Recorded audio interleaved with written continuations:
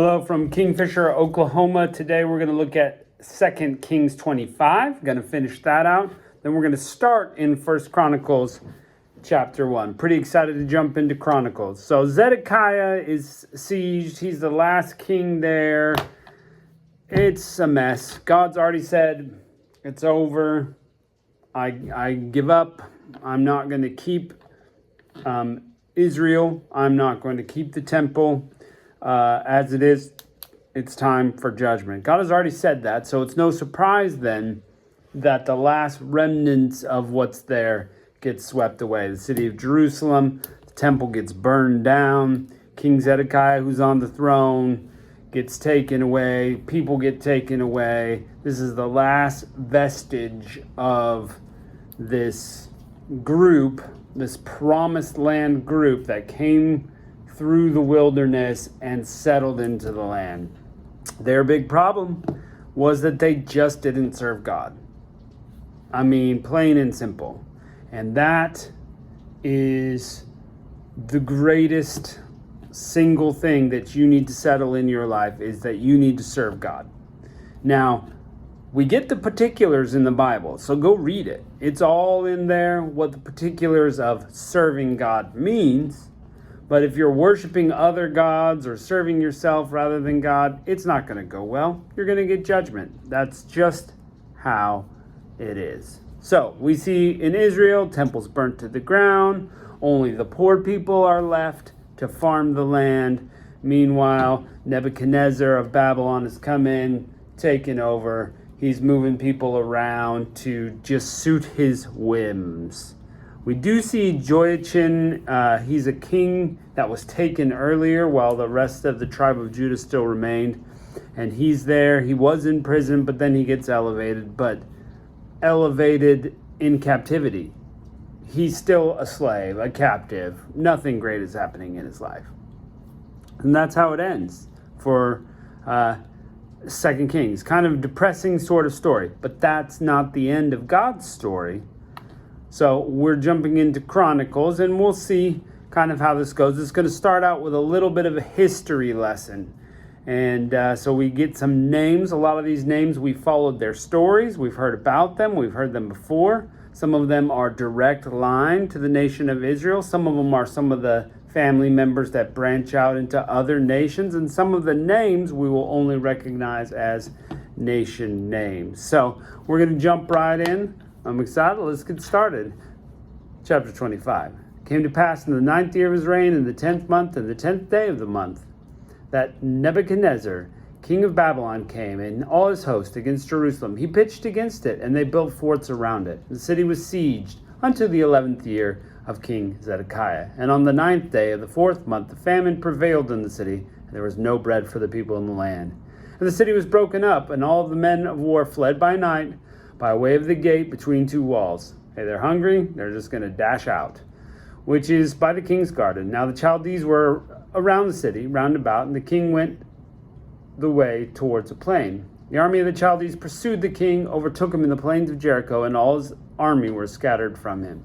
They took the king, and they brought him up to the king of Babylon, to Riblah, and they gave judgment upon him. And they slew the sons of Zedekiah before his eyes, and put out the eyes of Zedekiah, and bound him with fetters and brass, and carried him to Babylon. That's just mean.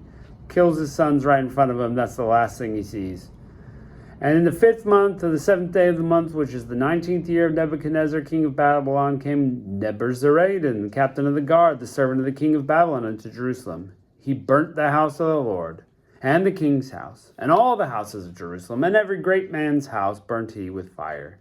And all the army of the Chaldees and all the captain of the guard brake down the walls of Jerusalem round about.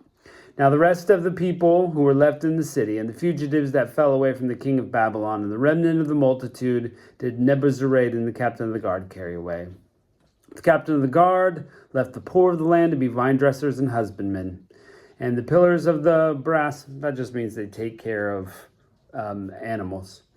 And the pillars of brass were in the house of the Lord, and the bases and the brazen sea that was in the house of the Lord did the Chaldees break into pieces, carried the brass with them to Babylon. The pots and the shovels and the snuffers and the spoons and all the vessels of brass wherewith they ministered they took away. and the fire pans and the bowls and such things as were of gold in gold, and of silver in silver, the captain of the guard took away. The 2 pillars, 1 sea, and the bases which Solomon had for the house of the Lord, the brass of these vessels was without weight. The height of one of the pillars was 18 cubits, and the chapiter on it was of brass. The height of the chapiter 3 cubits. And the wreathen work, and the pomegranates on the chapiter round about, all of brass. And like unto these the 2nd pillar of wreathen work. The captain of the guard took Sariah the chief priest, and Zephaniah the 2nd priest, and the 3 keepers of the door.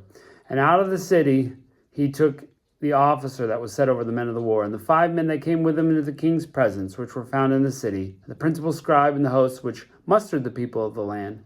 And 60 men of the people of the land were found in the city. And Nebuzaradan, captain of the guard, took these and brought them to the king of Babylon in Riblah. The king of Babylon smote them and slew them at Riblah in the land of Hamath. So Judah was carried away out of their land. And as for the people that remained in the land of Judah, whom Nebuchadnezzar, king of Babylon, had left, even over them he made Gedaliah, the son of Ahikam, the son of Shaphan, ruler. And when all the captains of the armies, they and their men, heard that the king of Babylon had made Gedaliah governor, there came to Gedaliah in Mizpah even Ishmael, the son of Nethaniah, of Johanan, the son of Kareah, and Sariah, the son of Tanhumeth, the Netophathite, and Jezaniah, the son of the Maccathite, they and their men. Gedaliah sware to them and their men, and he said, Fear not to be the servants of the Chaldees. Dwell in the land, serve the king of Babylon, and it will be well for you. But it came to pass in the 7th month that Ishmael, son of Nethaniah, the son of Elishama, of the seed royal, came, and 10 men with him, and smote Gedaliah that he died, and the Jews and the Chaldees that were with him at Mizpah. All the people, both small and great, and the captains of the armies arose and came to Egypt, for they were afraid of the Chaldees. It came to pass in the 37th year of captivity of Jehoiachin, the king of Judah, in the 12th month, on the 27th day of the month, that Evil-Merodach, king of Babylon, in the year that he began to reign, did lift up the head of Jehoiachin, king of Judah, out of prison. He spake kindly to him and set him on his throne, above the throne of the kings that were with him in Babylon, and changed his prison garments, and he did eat bread continually before him all the days of his life. And his allowance was a continual allowance given of the king, a daily rate for every day, all the days of his life. That to me is just like a little teaspoon of hope. It's like God's story's not done. This guy's been in prison for a long time and he's raised up. God is going to raise up the nation of Israel once again. There is hope. Now, this is book, 1 Chronicles, chapter 1 is where we're going to start. But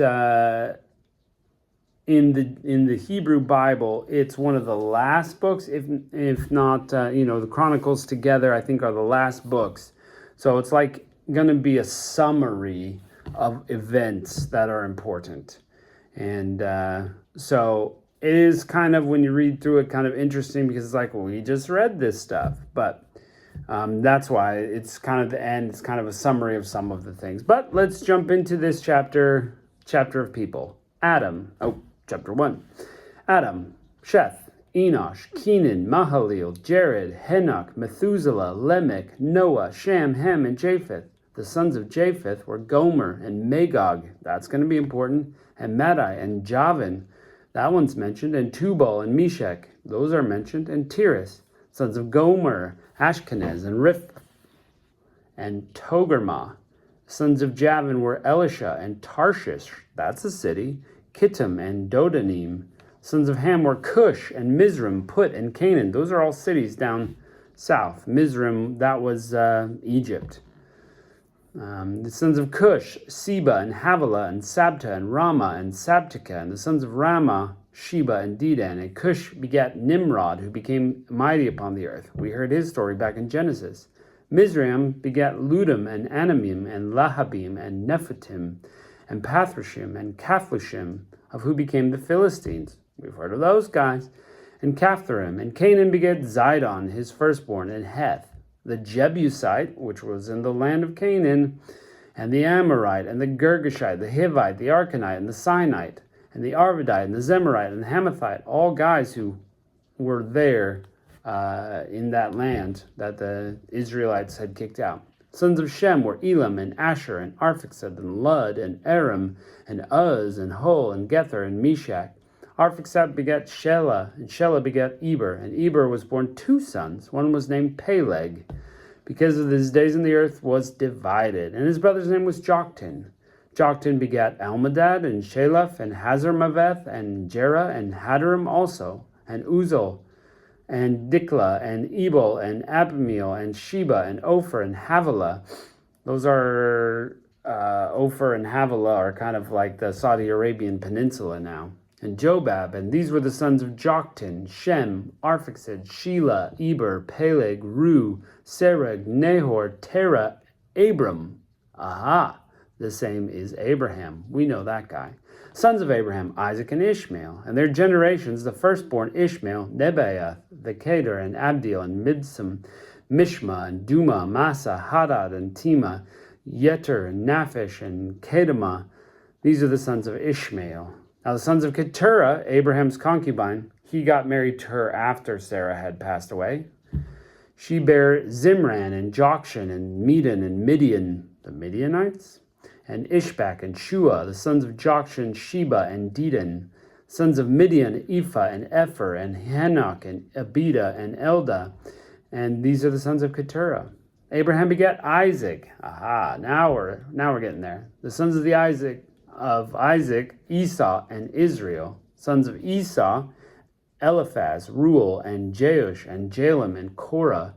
Sons of Eliphaz, Teman, and Omar, and Zephi, and Gatam, Kenez, and Timnah, and Amalek.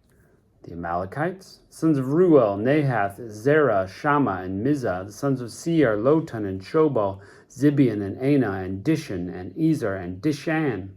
The sons of Lotan, Hori, and Homam, and Timnah was Lotan's sister. And the story of Shobal, Elian, Manahath, and Ebal, and Shephi, and Onam, and the sons of Zibeon, Ai, and Anna. Sons of Anna, Dishon. Sons of Dishon, Amran, and Eshban, and Ithran, and Charan. Some of these are repeat names from different generations and different families. Sons of Ezer were Bilhan, and Zavan, and Jachin. Sons of Dishan, Uz, and Aaron. And these are the kings that reigned in the land of Edom before any king reigned over the children of Israel. So Edom and Esau, same. So Edom is the kingdom of Esau, and he was allowed to persist by God's blessing. Bela, the son of Beor, and the name of his city was Dinhabah. And when Bela was dead, Jobab, the son of Zerah of Basra, reigned in his stead. And when Jobab was dead, Husham, the land of Temanites, reigned in his stead. And when Husham was dead, Hadad, the son of Bedad, which smote Midian in the field of Moab, reigned in his stead. The name of his city was Avith. And Hadad was dead. Samlah and Masrekah reigned in his stead. And when Samlah was dead, Shaul of Rehoboth by the river reigned in his stead. Shaul was dead. Balhanan, the son of Achbor, reigned in his stead. And Balhanan was dead. Hadad reigned in his stead. And the name of the city was Pai. And his wife's name was Mehetabel, the daughter of Matred, the daughter of Mezab. Hadad died also. And the dukes of Edom were Duke Timnah, Duke Aliah, Duke Japheth, Duke Aholibamah, Duke Elah, Duke Pinan, Duke Kenez, Duke Teman, Duke Mibzar, Duke Magdiel, Duke Iram. These are the dukes of Edom. So we're jumping in. We're going to see where this book of Chronicles takes us. Glad that you joined us, and we'll catch you next time.